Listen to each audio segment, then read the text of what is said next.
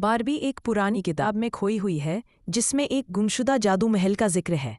Barbie उत्साहित होकर, मिरा सोचो अगर ये महल सच में है और हम उसे ढूंढ लें। मिरा थोड़ा घबराकर, लेकिन वो महल तो श्रापित कहा जाता है, क्या जरूरत है वहां जाने की।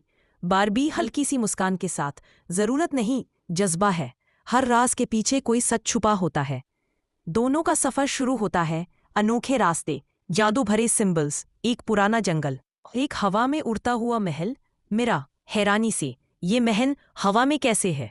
बारबी देखते हुए, यही तो जादू है, महल के अंदर सब कुछ बर्फ जैसा जमा हुआ है।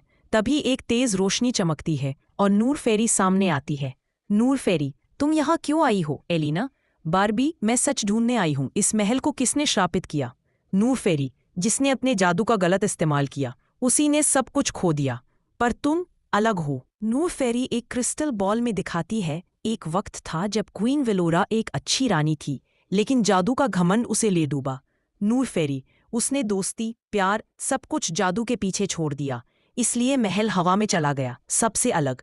बारबी एक पुराने शीशे में अपना चेहरा देखती है और उसमें क्वीन वेलोरा का रिफ्लेक्शन नजर आता है। मिरा हवा में, एलिना तुम उसकी वंशज हो? बारबी आंखों में आंसू लिए, इसलिए मुझे हमेशा जादू और राजों की तरफ खिंचाव महसूस होता था। मैं उसकी वारिस हूं, पर मैं उसकी तरह नहीं बनूंगी। नूर फेरी बारबी को एक जादू का क्राउन देती है। नूर फेरी, अब फैसला तुम्हारा है, चाहो तो इस महल को वापस जमीन पर ला सकती हो या हमेशा के लिए इसे भुला दो।